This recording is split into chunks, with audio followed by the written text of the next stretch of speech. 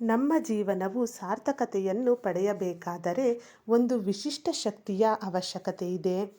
ಅದನ್ನು ನಾವು ಗುರು ಹಿರಿಯರಿಂದ, ಸಾಹಿತಿ, ಕವಿಗಳು ಹಾಗೂ ಉನ್ನತ ಮಟ್ಟದ ಮೇಧಾವಿಗಳಿಂದ ಅನುಕರಣೆ ಮಾಡುತ್ತೇವೆ. ನಾವು ನಮ್ಮಿಂದ ನಾವಾಗಿಯೇ ಪರಿಪೂರ್ಣತೆಯನ್ನು ಪಡೆಯಲು ಅಸಾಧ್ಯ.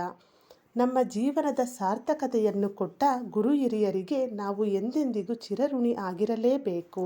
ಜನ್ಮ ಕೊಟ್ಟ ಮಾತಾಪಿತೃರು, ವಿದ್ಯಾಬುದ್ಧಿ ಕೊಟ್ಟ ಗುರುಗಳು, ನಮ್ಮ ಹಿತವನ್ನು ಬಯಸುವ ಮಿತ್ರ ಬಳಗ ಇವೆಲ್ಲರೂ ನಮ್ಮ ಬದುಕಿನಲ್ಲಿ ಅಭಿನಂದನೆಗೆ ಅರ್ಹರು.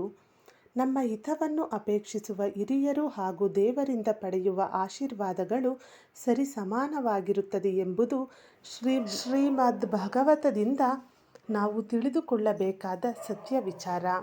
ಗುರು ಹಿರಿಯರಿಂದ ಆಶೀರ್ವಾದ ಪಡೆದು ನಮ್ಮ ಕೆಲಸ ಕಾರ್ಯಗಳನ್ನು ಆರಂಭಿಸಿದಲ್ಲಿ ಅದರಲ್ಲಿ ಯಶಸ್ವಿಯಾಗುತ್ತದೆ ಎಂದು ಧರ್ಮಶಾಸ್ತ್ರಗಳೇ ಹೇಳುತ್ತವೆ. ಆದರೆ ಆ ಕೆಲಸ ಕಾರ್ಯಗಳಲ್ಲಿ ನಮ್ಮಲ್ಲಿ ದೃಢಚಿತ್ತದ ಕಠಿಣ ಕ್ರಿಯಾಶೀಲ ಮನೋಭಾವನೆಯು ಇರಬೇಕು.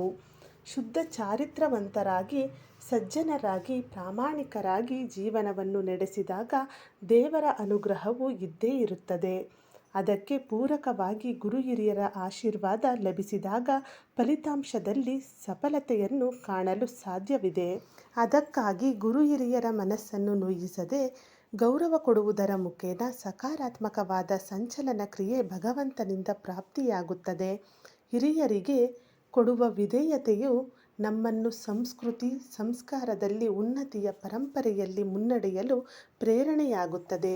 ಗುರು ಹಿರಿಯರು ನಮಗೆ ಎಂದೆಂದಿಗೂ ಒಳ್ಳೆಯದನ್ನೇ ಬಯಸುವವರಾದ್ದರಿಂದ ಅವರ ನೀತಿ ಬೋಧನೆಗಳ ಒಂದೊಂದು ಮಾತುಗಳು ನಮಗೆ ಮುತ್ತಿನ ಹಾರಕ್ಕೆ ಸರಿಸಮಾನವಾಗುತ್ತದೆ. ನಮ್ಮನ್ನು ಯಾವ ರೀತಿಯಲ್ಲಿ ಶ್ರೇಯಸ್ಸಿನ ಹಾದಿಗೆ ಕೊಂಡು ಹೋಗುತ್ತಾರೆಯೋ ಅದೇ ರೀತಿ ಅವರ ಕಷ್ಟ, ಕಾರ್ಪಣ್ಯ ಹಾಗೂ ವೃದ್ಧಾಪ್ಯದ ಸಮಯದಲ್ಲಿ ಅವರ ಸೇವೆ ಮಾಡುವುದು ದೇವರು ಮೆಚ್ಚುವ ಕೆಲಸವೇ ಆಗಿರುತ್ತದೆ. ಧರ್ಮಚಕ್ರವು ನಮ್ಮ ಜೀವನ ಚಕ್ರವನ್ನು ಹಿಂಬಾಲಿಸುತ್ತಾ ಬರುತ್ತದೆ. ನಾವು ಯಾವ ರೀತಿಯಲ್ಲಿ ಹಿರಿಯರನ್ನು ಪೋಷಣೆ ಮಾಡುತ್ತೇವೆಯೋ ಅದೇ ರೀತಿಯಲ್ಲಿ ನಮ್ಮ ಕಠಿಣ ಸಮಯದಲ್ಲಿ ನಮ್ಮ ಕಿರಿಯರಿಗೂ ಅದೇ ಮನಸ್ಥಿತಿಯ ಯೋಗ ಭಾಗ್ಯವನ್ನು ಭಗವಂತನು ಕರುಣಿಸುತ್ತಾನೆ.